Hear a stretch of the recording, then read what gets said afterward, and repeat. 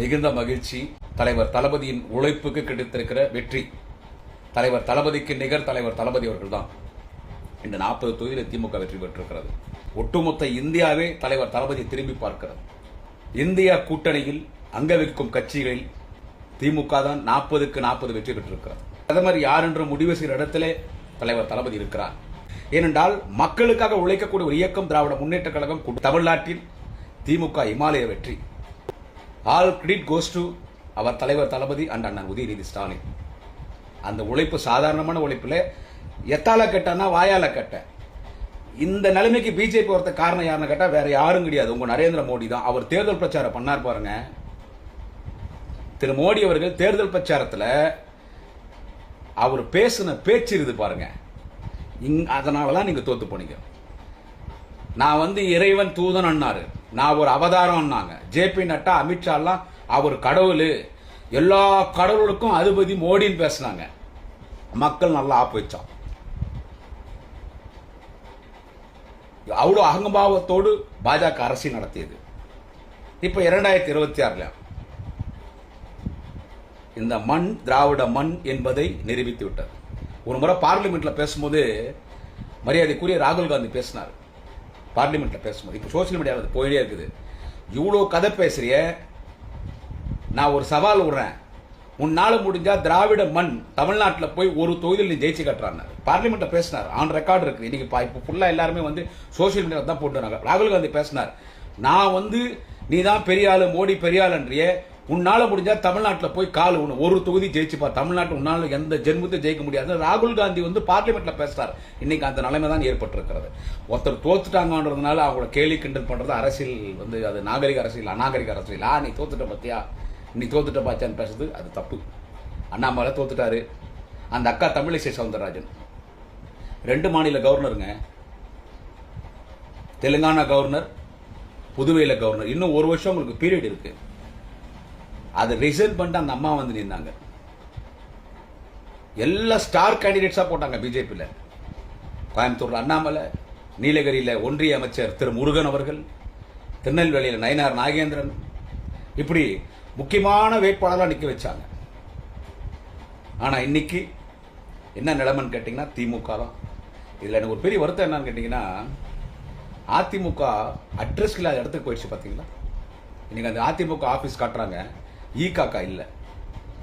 திமுகக்கு நிகரான ஒரு எதிர்கட்சி எதுன்னு கேட்டா ஏடிஎம்கே தான்.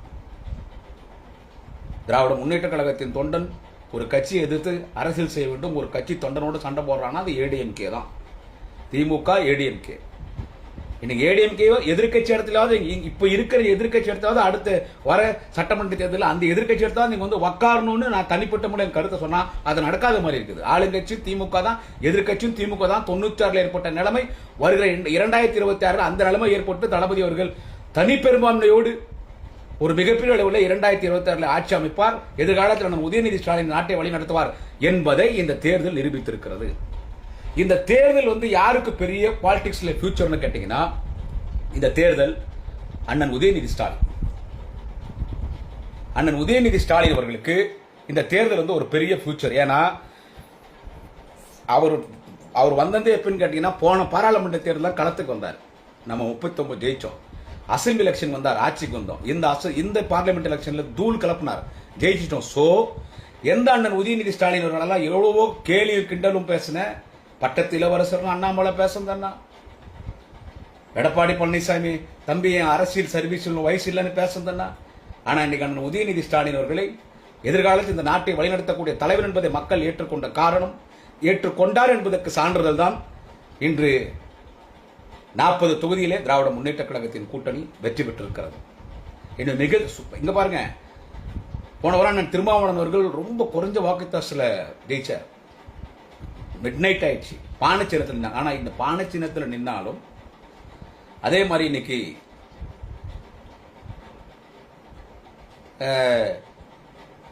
அண்ணன் ரவிக்குமார் அவர்களும் அண்ணன் திருமாவளவனும் 2 பேரும் ஜெயிச்சிருக்காங்க. அதே மாதிரி திருச்சியில மதிமுக அண்ணன் வைகோ அவர்களுடைய மகன், மதிமுக தலைமை நிலைய செயலாளர், மறுமலர்ச்சி திமுகவின் முன்னணி தலைவராக, மதிமுகவின் எதிர்கால தலைவராக இருக்கக்கூடிய அண்ணன் வைகோ அவருடைய மகன் அண்ணன் துரை வைகோ அவரும் சுயேட்சை செலுத்தி தான் நின்னார். திருச்சி போயிடும்னாங்க. அங்க யாரு? மலைக்கோட்டை சிங்கம் அண்ணன் கே நேரு விடுவாரா? அடிச்சு கில்லி அடிச்சார். மரியாதைக்கு வைகோவுடைய மகன் ஒரு மிகப்பெரிய வெற்றி. அங்க வைகோவுடைய மகன் மிகப்பெரிய வெற்றி பெற்றிருக்கிறார்.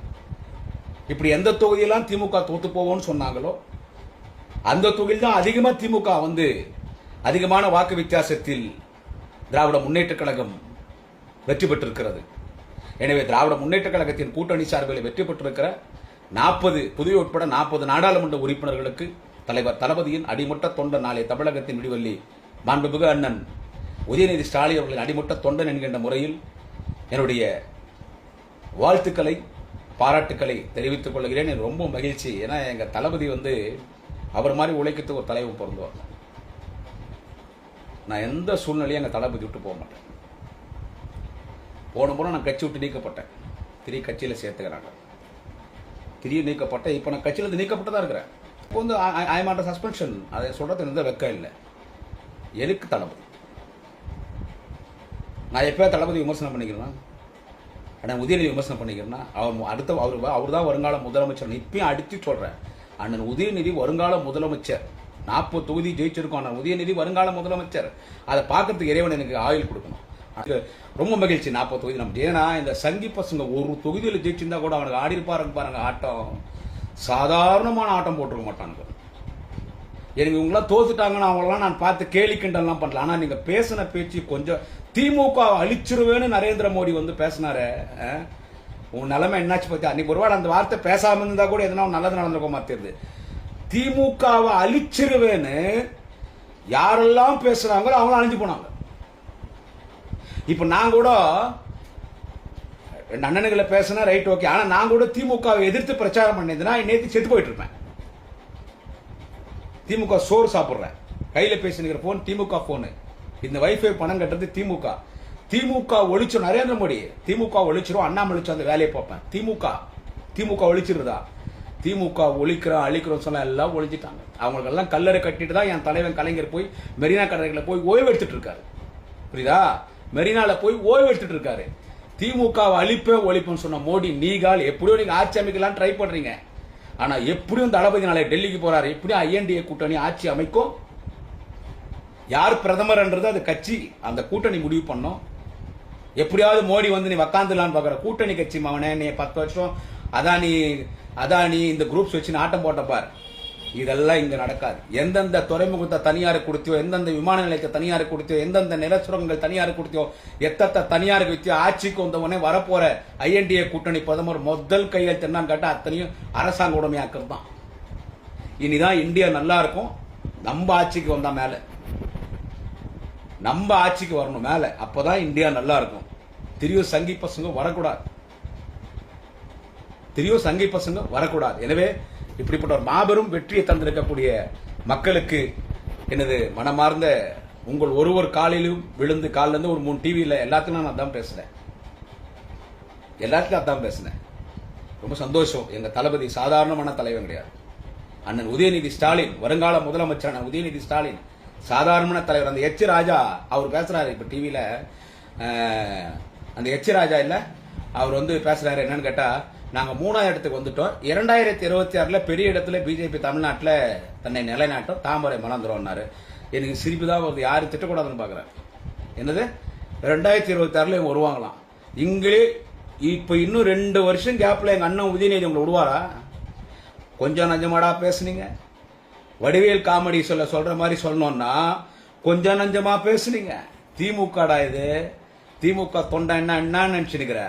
ஒரு தொண்டனும் 1000 ராணுவ வீரர்களுக்கு சமம். ஒரு தொண்டனும் 1000 ராணுவ வீரருக்கு சமம். எதையும் எதிர்பாராம கட்சிக்காக பாடுபடுவான் திமுக தொண்டை. நாங்க அமைச்ச கூட்டணி கட்சி இல்லாம திமுக நின்றுடுமா? கூட்டணி கட்சி இல்லாம திமுக நின்றுடுமா? நாங்க கூட்டணி இல்லாத வரோம் பார்த்தா உங்க கூட ஒன்னும் சேர மாட்டான் பயந்துக்குன்னு. எடப்பாடி பழனிசாமி பயந்துன்னு ஓடிட்டார. எல்லாரும் நாடாளுமன்றத்துக்கு அழைத்து செல்லக்கூடிய கட்சி தான் திமுக.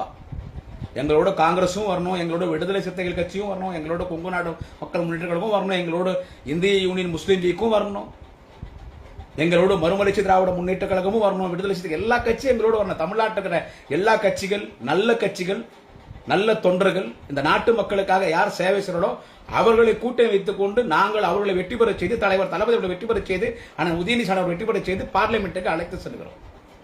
எல்லா TV, English TV, Kannada TV, Telugu TV, Marathi TV, Gujarati TV, Haryana TV, Oriya TV, Vangali TV, உலகம் முழுவதும் என்னன்னு கேட்டா a role model leader for all is DMK leader Tamil Nadu chief minister MK Stalin சொல்லி இன்னைக்கு தளபதி தான் காட்டுறாங்க. அவரு அந்த எவ்வளவு பணிவா இந்த பத்திரிகையாளர்கிட்ட பேட்டி கொடுக்கிறார். அதுதான் தலைவர் தளபதி, அவர்தான் தலைவர் தளபதி. எனவே திமுக மிகவும் பணிவோடு கனிவோடு மக்களிடத்தில் ஆட்சி நடத்தும். இன்னும் மக்களுக்கு பல சாதனை செய்யும். எவ்வளவு கிண்டல் பண்ணீங்க அந்த நாம் தமிழர் கட்சியில் அந்த சகோதரி காளியம்மா 1000 ரூபாய்க்கு பிறந்தவங்க திமுக பேசிக்கலாம். அந்த அம்மா என் சூழ்நிலை சரியில்லை, அதனால தான் நான் எந்த வீடியோ போடல. 1000 ரூபாய்க்கு பிறந்தவங்க அந்த அம்மா நிர்மலா சீதாராமன் 1000 ரூபாய் பிச்சை போடுறாங்க, 300 ரூபாய் பிச்சை போடுறாங்க, 400 ரூபாய் பிச்சை போடுறாங்க. உங்களுக்கு ஓட்டு போட்டுருவாங்களா? யாரும் திமுக ஓட்டு போடாத அந்த அம்மா நிர்மலா சீதாராமன் வந்து பேசிட்டு போச்சு. அது தேர்தலில் நிக்கல, தெரியும் தோத்துருவோன்னு. ஆனா மகளிர் தாய்மார்கள் நம்மளை காப்பாத்துறதுக்கு இருக்கிற ஒரே கட்சி திமுக, ஒரே தலைவர் தளபதி, ஒரே தலைவர் அண்ணன் உதயநிதி ஸ்டாலின் சொல்லி நம்ம அந்த இலவச பேருந்து பயணம் பெண்களுக்கு 1000 ரூபாய், புதுமைப்பெண் திட்டத்தின் மூலமாக மாணவிகளுக்கு 1000 ரூபாய், இப்படி இது எல்லாம் வழங்கியதால் இந்த அரசு தான் இருக்க வேண்டும். நம்ம திமுக பார்லிமெண்ட் எலெக்ஷன்ல ஓட்டு போடணும். ஏன்னு கேட்டா தளபதி சொல்றது நாட்டின் பிரதமரா வரணும்னா, தலைவர் தளபதி சொல்றது நாட்டின் பிரதமர்னா 40 தொகுதியில திமுக ஜெயிக்கணும், 40 தொகுதியில திமுக ஜெயிக்கணும் அப்படின்னு சொல்லி திமுக ஓட்டு போட்டிருக்காங்க. எனவே மிகுந்த மகிழ்ச்சி. கண்டிப்பா எப்படியும் நாளைக்கு டெல்லிக்கு தலைவர் போறார். எப்படியும் INDA கூட்டணியில ஒரு தலைவரை தேர்ந்தெடுத்து அது நம்ம தளபதியே பிரதமரா அந்த கூட சந்தோஷம் தான். அது கூட பார்த்துடலாமே. அது என்னுடைய தனிப்பட்ட கருத்து சொல்ல. ஏன்னா INDA கூட்டணியில நம்ம தான் 40 ஜெயிச்சுக்கிறோம். அது நான் என்னுடைய தனிப்பட்ட கருத்தை சொன்னேன். இது திமுகவின் கருத்து இல்ல, இது என்னுடைய தனிப்பட்ட கருத்து. ஆனா எல்லா தலைவர்களும் ஒன்றாக